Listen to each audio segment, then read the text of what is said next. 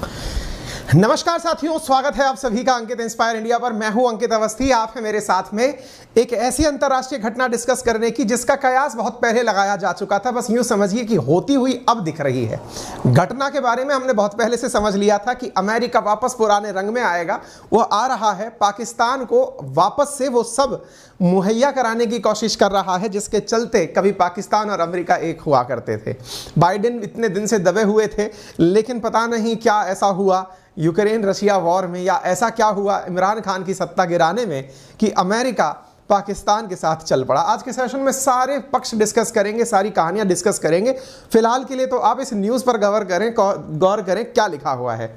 Biden administration approve $450 million F-16 fleet sustainable program to Pakistan. देखिए, इसके अंदर बहुत सारे मीडिया हाउसेस ने अलग अलग तरह की कवर की है हेडलाइन, लेकिन हमने इसका पूरा जितना भी पढ़ पाए, जितना भी एनालिसिस कर पाए, वो हम आपसे साझा करते हैं। US approve possible sale of $450 million F-16 fleet to Pakistan. That means दो तरह की बातें हैं। एक तो बात यह है कि $450 मिलियन का पाकिस्तान को हवाई जहाज यानी कि फाइटर जेट बेचा जाएगा, या फिर जो रॉयटर्स लिखता है कि US state department okays possible sale of F-16 equipment to Pakistan. मतलब पेंटागन जो अमेरिका का सुरक्षा विभाग है वो लिखता है F-16 इक्विपमेंट, तो एनडीटीवी जो लिख रहा है वो तो F-16 फ्लीट है। यहां जो लिखा जा रहा है वो है F-16 इक्विपमेंट। हमने ये सारा की सारा यूएस के अखबारों से भी पढ़ा। यूएस के न्यूज में लिखा हुआ है कि US state department okays possible sale of F-16 equipment to Pakistan. कहने का मतलब ये है कुल मिलाकर के कि यहां पर जो सेल होने की बात हो रही है वो कुछ तो है, और उस कुछ में F-16 flight, F-16 fighter jet और F-16 इक्विपमेंट में क्या अंतर है, ये हम आज के सेशन में डिस्कस कर लेते हैं। देखिए, जहां तक आपको एक शब्द से पता चल जाएगा और वो ये है, फाइटर जेट का मतलब तो हुआ लड़ाकू विमान, और दूसरा जो शब्द है ना इक्विपमेंट, उसका मतलब हुआ कि लड़ाकू विमान के अंदर जो उन्नत किस्म की तकनीक लगाई जाती हैं, या यूं समझ लीजिए कि उनके मेंटेनेंस में जो चीजें लगाई जाती हैं उनसे संबंध है। हालांकि अमेरिका ने अगर F-16 कभी पाकिस्तान को बेचा भी है तो उसके बारे में खुल के स्वीकार नहीं किया है लंबे समय से। हालांकि मतलब लगभग 85 F-16 फाइटर जेट जो हैं वो इस समय पाकिस्तान के पास हैं, लेकिन वो इस बात को हमेशा इग्नोर करता है कि हमने हाल ही के दिनों में बेचे हैं, है ना। तो अब ये चीज तो निकल कर आ गई है। अब ये इक्विपमेंट का मतलब क्या है, यूं समझ लीजिए कि एक प्रकार से मेंटेनेंस का काम जो है वो अमेरिका ने F-16 का ले लिया। अब जिनको ये नहीं पता कि ये F-16 क्या है, मैं उनको बता देता हूं। देखिए, F-16 जो है ना दुनिया का चौथी जनरेशन का बेहतरीन लड़ाकू विमान है। हालांकि आप और हम उसके बारे में बहुत पहले से जानते हैं, इसीलिए क्योंकि हमारे अभिनंदन ने F-16 को ही मार गिराया था, जिसके चलते उन्हें वीर चक्र से भी सम्मानित किया गया था। पर मुद्दा यह है कि दुनिया भर के अंदर फोर्थ जनरेशन के लड़ाकू विमानों के अंदर इसकी काफी बड़ी वैल्यू काउंट की जाती है। यह एक अमेरिकी लड़ाकू जहाज है। अब इस लड़ाकू जहाज को बेचो या फिर इसी को अपडेट करके भेजो, बनेगी तो चैलेंज इंडिया के लिए ही, यानी इसमें तो कोई छुपाने वाली बात नहीं है। भाई, अगर हम F-16 फाइटर जेट की बात करते हैं, $450 मिलियन लेकर के अमेरिका इसमें ऐसा क्या लगा देगा? इसका मतलब यह हुआ कि इसका उन्नतीकरण कर दिया जाएगा। उन्नतीकरण का मतलब इसमें कुछ और टेक्नोलॉजी ऐड कर दी जाएगी। अच्छा, बाय द वे, वैसे अमेरिका की गुगली अमेरिका ही जानता है। पहले इन बेचारों को $1.25 बिलियन के आसपास का लोन दिया। लोन देने के बाद तुरंत थोड़े ही दिन बाद इनसे $450 मिलियन लेने का तरीका कर लिया। कहता ये चाइना को बुरा है, लेकिन खुद बहुत ही बुरा है। मतलब हालत आप इससे अंदाजा लगा सकते हैं कि एक तरफ से तो ये IMF से कह करके इनको अराउंड $1.16 बिलियन का लोन अप्रूव कराता है, वहीं दूसरी तरफ अपने एक सेना के अधिकारी को भेजकर इनसे कहता है कि जाओ और इनसे F-16 की मरम्मत कराने का ठेका लेके आ जाओ। भाई, तुम जितना पैसा दिए उसमें से आधा पैसा निकलवा लिया। ये वैसा नहीं हुआ जैसे कुछ लोग ऐसा होते हैं जो बैंक में एजेंट का काम करते हैं कि हम तुम्हारा लोन तो पास करा देंगे लेकिन इतना पैसा हमारा होगा। अमेरिका ने कुछ वैसा ही किया है कि हम अंतरराष्ट्रीय बैंक जो है ना, अंतरराष्ट्रीय मुद्रा भंडार जो IMF है, हम उससे तुम्हारा लोन तो पास करा देंगे, लेकिन इसकी एवज में तुमसे इतना पैसा लेंगे ताकि हमारा भी काम चलता रहे। चलिए थोड़ा सा विश्लेषण और करते हैं। आप सबको पता होना चाहिए इस मामले में ट्रंप बहुत सही आदमी थे भाई साहब। ट्रंप ने 2018 में गुस्सा खाते हुए अमेरिका की मदद रोक दी थी, पाकिस्तान की मदद रोक दी थी। US suspend 2 billion military aid to Pakistan over terror inaction, कि यार तुम लोग ना टेररिज्म वेररिज्म पर कुछ कर नहीं रहे हो। 2018 की यह खबर है, अगर आपको ध्यान दिखाई दे पड़ रही हो। इसमें अगर आपको दिखाई पड़ रही हो ना, तो एक न्यूज और है जिसको आप अच्छे से देखें, और वो ये है कि यहां पर कुछ हक्कानी नेटवर्क और तालिबान जैसी चीजें दिखाई दे रही होंगी। पाकिस्तान के ऊपर आरोप था कि यह तालिबान को प्रमोट करता है और हक्कानी नेटवर्क को बढ़ावा देता है। इस वजह से इनको मदद जो दी जाती है, सैन्य मदद या फिर किसी भी प्रकार की फाइनेंशियल एड, वो बंद कर दी जानी चाहिए। आप सबको पता है पाकिस्तान ने खुलेआम किस प्रकार से तालिबान की मदद की। अमेरिका को बेइज्जती कराकर अफगानिस्तान से भागना पड़ा। अमेरिका अफगानिस्तान से चला भी गया, तालिबान का और हक्कानी नेटवर्क का अफगानिस्तान में शासन आ भी गया। लेकिन अब अमेरिका को लगता है कि यार ये तो अंतर्राष्ट्रीय बेइज्जती हो गई, कि हमको जिसको हमने पाला, जिसको हमने आस्तीन का सांप बनाया, उसने हमारी अंतर्राष्ट्रीय किरकिरी करा दी। इस चलते जो ट्रंप है उन्होंने इनकी मदद रोक दी। लेकिन साहब मदद रोकने के बाद बाइडेन प्रशासन, देखिए बाइडेन की जो सरकार है ना, ट्रंप का रिपब्लिकन और ये डेमोक्रेट्स, बाइडेन वाले डेमोक्रेट्स, इनमें क्या है कि ये जो ट्रंप वाली पार्टी हमेशा से जब रही है, बाइडेन वाली जो पार्टी रही है, ये थोड़ी पाकिस्तान समर्थित पार्टी रही है या फिर पाकिस्तान को बढ़ावा देने वाली पार्टी रही है। लेकिन अब बाइडेन के लिए बड़ी चुनौती ये रहा कि यार हम पाकिस्तान के पक्ष में जाएं तो जाएं कैसे। क्यों साहब? क्योंकि अब हमको तो सबके सामने पता है कि अंतर्राष्ट्रीय बेइज्जती कराने वाला और कोई नहीं, पाकिस्तान ही है। ऐसी स्थिति में पाकिस्तान को अग्नि परीक्षा देनी थी। अग्नि परीक्षा देने के समय पर यहां पर लगे हुए थे इमरान खान। इमरान खान भाई साहब जो थे ना, वो तो और फ्रंट फुट पर बैटिंग कर रहे थे। क्या कि साहब वो जो है रशिया के साथ जाकर मिलने के बारे में विचार करने लग गए कि भाई अमेरिका तो अब हमारा साथी रहा नहीं, हम रशिया के साथ जाकर बातचीत करेंगे। अमेरिका ने कहा कि यार हम तो खट्टी छाछ से भी चले जाएंगे। ऐसी स्थिति अगर हो गई तो हमारे लिए तो सेंट्रल एशिया के अंदर कोई भी भिखारी देश बचेगा ही नहीं जिस पर जाकर हम राज कर पाएंगे। तो फिर इन्होंने अपनी रणनीति बदली। फिर पाकिस्तान से कहा, पाकिस्तान की सरकार से कहा कि सुनो बेटा, तुमको अगर चाहिए कि हम तुम्हारे प्रति फिर से कृपा बरसाएं और तुम वापस जाके चाइना की गोदी में या रशिया की गोदी में ना बैठ जाओ, इसके लिए बेहतर है कि तुम हमारा कुछ काम करके दिखाओ। एक काम करो, हम तुम्हारी है ना प्रतिज्ञा लेंगे कि तुम कितने बड़े वफादार हो। तो भाई साहब पाकिस्तान का वफादारी टेस्ट हुआ। ये बिल्कुल ऐसा ही टेस्ट है जो अक्सर कुत्तों का लिया जाता है। तो वफादारी टेस्ट हुआ और वफादारी टेस्ट में जो है ये मांगा गया कि तुम ना आतंकियों को मार कर दिखाओ। आतंकियों को मारने में पाकिस्तान गया और उसने भाई साहब वफादारी का टेस्ट दिखाया। आपको मालूम होगा, मैंने ये कुछ न्यूज पढ़ाई है, आपको मैं दिखाई देता हूं, आपको पता चल जाएगा। अल जवाहिरी जो है ना, वो अलकायदा का सरगना हुआ करता था। वो व्यक्ति जो कि कभी ओसामा बिन लादेन को सिखाने वाला बुद्धिजीवी हुआ करता था, पाकिस्तान ने अपनी जगह देकर के उसको मरवा दिया। ठीक है ना। आप ये देखिए कि पाकिस्तान ने अपनी वफादारी दिखाते दिखाते इमरान खान की तो सरकार गिरवा दी। इमरान खान की सरकार गिराने के साथ साथ जितना भी काम कर सकते थे रशिया के विरोध में वो सारा काम करना शुरू कर दिया। बाजवा जो है वो जाकर बैठने लग गए। शहबाज शरीफ ने पूरी तरह अमेरिका का गुणगान शुरू कर दिया। ये सब चीजें होने लगी। इतना तक हो गया कि तालिबान को समझ में आ गया कि यार जो पाकिस्तान है ना, वो हम अपनी जमीन जो है वो बहुत ज्यादा दूसरे देशों को यूज करने के लिए दे रहा है। तो देख लो, इस वजह से जो है ना तालिबान ने पाकिस्तान को वार्निंग भी दी थी। ये हमने आपको 6 दिन पहले कवर कराकर बताया था, है ना। इससे मतलब ये तो क्लियर हुआ कि पाकिस्तान ने फिर से बेचारे तालिबान का सौदा कर दिया। जिस दिन अफगानिस्तान को यह बात समझ में आ जाएगी ना कि केवल और केवल अफगानिस्तान को बेच करके पाकिस्तान ने अपनी गरीबी मिटाई हुई है, उस दिन पूरी तरह अफगानिस्तान बगावती हो जाएगा। बस ये बात उनको कौन समझाए। फिलहाल के लिए समझाना उनको मुश्किल इसलिए है क्योंकि अभी तक सरकार में बिठाने वाला, तालिबान को लाने वाला पाकिस्तान ही था। मतलब वो केवल सौदा करता था कि देखो आपको यहां पर हम सुरक्षा देंगे, इसके लिए हमारी जगह यूज करने देंगे। तो ये सब चीजें हुई साहब, है ना। तो अभी क्या है ना, तो मैं आपको जो बता रहा था, आप इधर की तरफ देखें तो F-16 के बारे में मैं आपको जानकारी दे रहा था। मैं थोड़ा भावनाओं में बह के आगे चला जाता हूं। तो F-16 जो है वो दुनिया के सबसे सफल चौथी पीढ़ी के फाइटर जेट के रूप में कंसीडर किया जाता है। दुनिया भर में 4600 से ज्यादा इकाइयां इसकी बन चुकी हैं। 3000 यूनिट इसकी अभी तक सेवाएं दे रही हैं। दुनिया भर के 25 देशों में ये काम करता है। 12000 घंटे ये उड़ान भर सकता है लाइफ टाइम में। ये इसका लाइफ स्पैन है। ये कुछ इस प्रकार का युद्धक विमान दिखाई पड़ता है। चौथी जनरेशन मतलब उन्नत किस्म का जो है है ये इसको मतलब कंसीडर आप कर सकते हैं, ठीक है। पाकिस्तान के पास में अमेरिका ने इसको दिया हुआ है। अधिकतम गति इसकी 2414 प्रति घंटा है। रेंज 4220 किलोमीटर प्रति घंटा, मतलब प्रति दूरी तक ये जाकर के यात्रा कर सकता है। कुछ खासियत है इसके अंदर, एडवांस रडार सिस्टम लगा है, एडवांस हथियार इसमें लगे हुए हैं, हवा से हवा में मार कर सकता है, खराब मौसम में भी उड़ान भर सकता है। अब ये जो चीज है ना आपकी, खराब मौसम में भी उड़ान भर सकता है, इसको थोड़ा आप अंतरराष्ट्रीय रूप से देख लीजिए। आपको मालूम होगा कि इन दिनों ताइवान और चाइना के बीच में भी अमेरिका यही तलाश रहा है कि ताइवान को हम हथियार बेच दें। आपको हम बताएं, अमेरिका ने ताइवान को भी F-16 बेच रखा है। प्रमाण देते हैं आपके सामने, ये देखिए, ये खबर है 18 अगस्त 2022 की, जहां पर न्यूज है कि ताइवान ने जो है ना वो अपने दांत दिखा दिए, दांत खट्टे कर दिए चाइना के एक प्रकार से, क्योंकि इसने एयर एक्सरसाइज कंडक्ट की है F-16 फाइटर जेट से, ठीक है ना।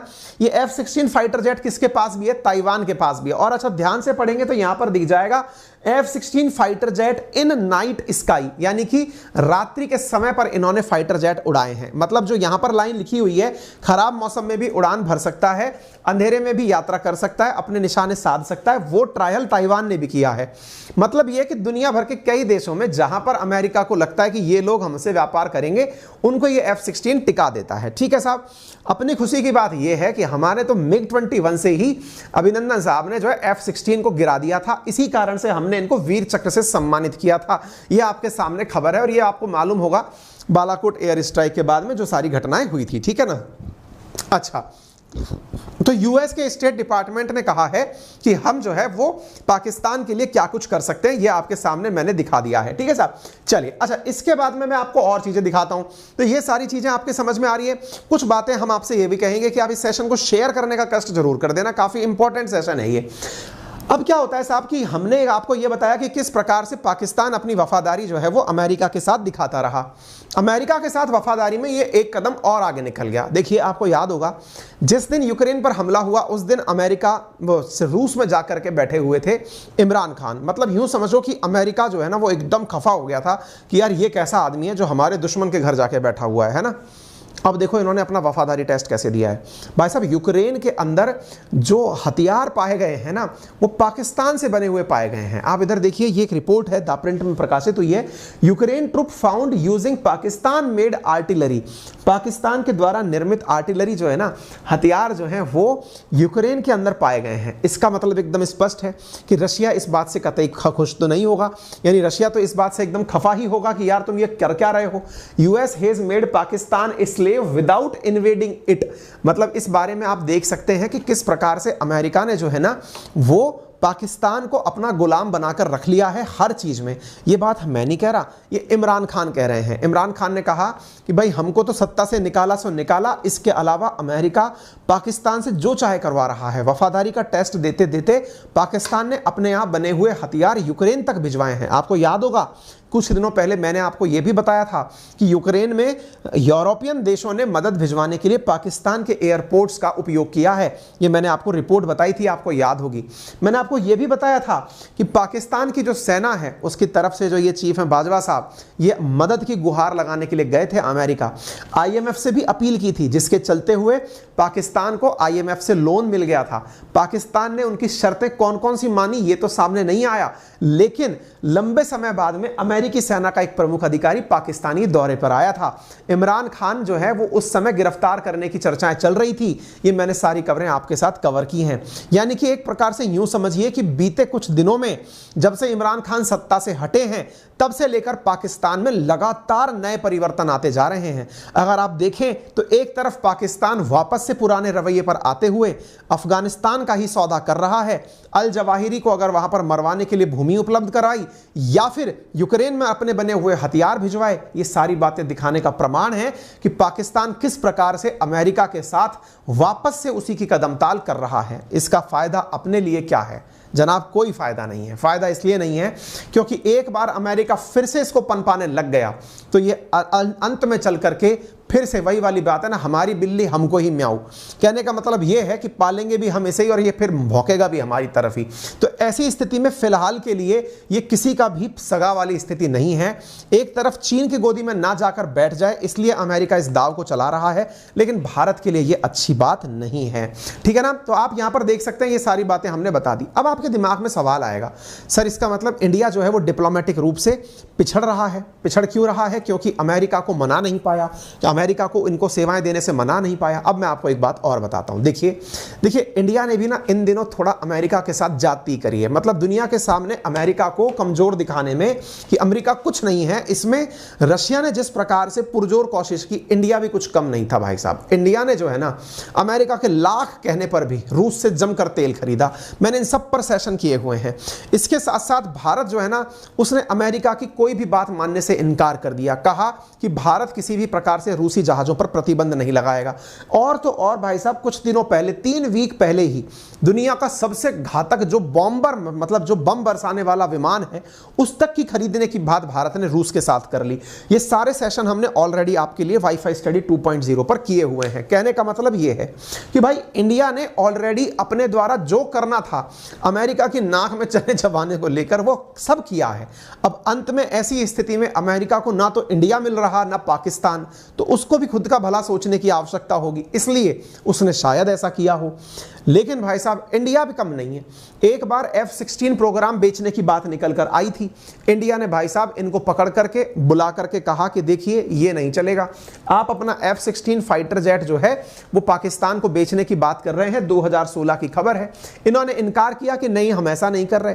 अमेरिका ने कहा कि हमने पाकिस्तान को कह रखा है कि हमारे किसी भी साथी के ऊपर F-16 का उपयोग नहीं किया जाएगा, हम तो केवल आतंकियों से लड़ने के लिए इनको विमान बेच रहे हैं।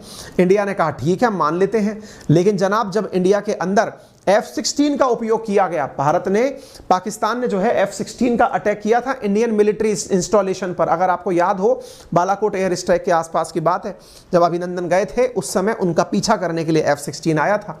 तो इंडिया ने प्रूफ दिया किसको? अमेरिका को, कि भाई साहब आपकी कथनी करनी में अंतर है, दुनिया पकड़ रही है आपको कि आपका F-16 हमारे ऊपर यूज किया गया है। तो अमेरिका ने पहले तो इनकार कर दिया। इंडिया ने यूएस को प्रूफ दिया कि देखिए पाकिस्तान जो है ना वो F-16 का उपयोग हमारे लिए कर रहा है, आपने ऑलरेडी मना किया था कि ये उपयोग नहीं करेगा। तो यूएस ने पहले तो मना किया कि हम नहीं इसके बारे में आपको बताएंगे कि उपयोग हुआ या नहीं। ये पाकिस्तान की खबर है, डॉन नामक अखबार की, 2019 की। लेकिन फिर अमेरिका को लगा कि यार ये तो गड़बड़ हो सकती है, तो पाकिस्तान ने एडमिट किया कि उसने F-16 का उपयोग किया था बालाकोट एयर स्ट्राइक के बाद में। जब ये बात पब्लिकली सामने आ गई तो फिर अमेरिका को भी शर्मिंदगी होने लगी। तो अमेरिका ने वर्ष 2019 के दिसंबर में जो है वो स्टेट डिपार्टमेंट को, पाकिस्तान को फटकार लगाई, कहा कि तुमने अपने F-16 का मिसयूज किया है। ये ट्रंप के जमाने की बात है हालांकि, कि बोले तुमने F-16 का गलत उपयोग किया है, हमारे देश के, हमारे मित्र राष्ट्र के ऊपर उपयोग किया है। इंडिया समझ गया कि बेटा तुम तो बहुत बड़े धोखेबाज आदमी हो, हैं, फटकार लगाने के नाम पर भी तुमने ये सारे काम किए। अब इधर आप देखिए, F-16 को बेचने की खबर 2016 में थी, चोरी छुपे अमेरिका इसको F-16 की और कोई फ्लीट पकड़ा रहा था। इंडिया समझ गया कि नहीं भाई साहब, तुम्हारी कथनी करने में बहुत जबरदस्त अंतर है। इंडिया ने कहा रुको, तुम्हें बैलेंस करते हैं। इंडिया ने बैलेंस करते हुए ही उसी 2016 में, सितंबर 2016 में, मनोहर पर्रिकर जी जो स्वर्गीय हो चुके हैं, उनको भेज करके इनके साथ डील साइन करवा दी। किसके साथ? फ्रांस के साथ में। फ्रांस से कहा कि तुम अपना राफेल हमें भेजो। $8.7 बिलियन का हमने, इससे भी तगड़ा, F-16 से भी तगड़ा वाला, यानी F-16 अगर 4th जनरेशन का है तो हमारा 4.5th जनरेशन का है। ऐसी स्थिति में हमने, मतलब चाइना को और पाकिस्तान को काउंटर करने के लिए 36 राफेल का सौदा कर लिया। आज हमारे पास हमारे राफेल उपस्थित हैं।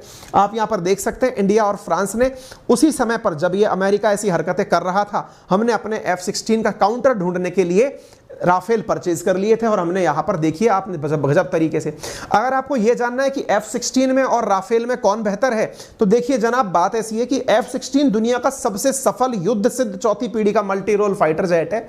यूएसए इसको 1973 में उत्पादन शुरू किया था। दुनिया भर के अंदर इसके अंदर काफी ज्यादा चीजें उपलब्ध हैं, लेकिन राफेल भी कम नहीं है। राफेल जो है ना वो 2 इंजन वाला बहुपरत लड़ाकू विमान है और 4.5वीं पीढ़ी का विमान है।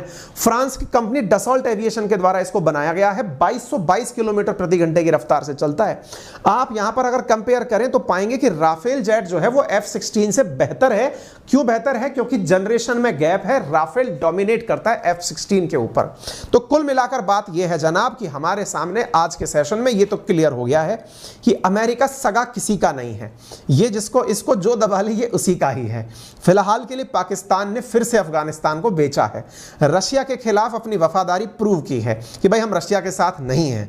चाइना का तो बेचारे का जिक्र ही नहीं हो रहा है, लग रहा है चाइना का सीपैक का पैसा डूब गया है। जितना दुख अपन को हो रहा है ना, अपन को तो दुख इस बात का हो रहा है कि यार ये पाकिस्तानी फिर से जाकर के फिर वही सारा काम करेंगे, फिर से अमेरिका की गोदी में बैठेंगे, फिर उसी के अकॉर्डिंग काम करेंगे। हमसे ज्यादा दुख बेचारे चाइना को हो रखा है, क्योंकि अपन ने पाकिस्तान में पैसा एक नहीं दिया है, वो बेचारा $60 बिलियन देके बैठा हुआ है। उसको खोपड़ी खुजालने का मौका मिल रहा होगा कि ये किन पागलों के भरोसे पड़ गया मैं, इनका ना तो काम निमट रहा और ऊपर से अब ये वापस से अमेरिका को लेकर आ गए हैं। मजेदार सीन तो अब ये होगा कि पाकिस्तान की बजेगी ढपली दोनों के बीच में, अमेरिका, चाइना, और तीसरा जो ऊपर से मास्टर रिंग मास्टर बैठा हुआ है ना पुतिन, वो बजाएगा बढ़िया वाला। देखना होगा, तालियां बजाएंगे अपन। फिलहाल के लिए इतना ही। सेशन पसंद आया हो तो इसे अपने सभी साथियों के साथ जरूर शेयर करिएगा। चैनल पर नए हैं तो सब्सक्राइब कर लीजिएगा।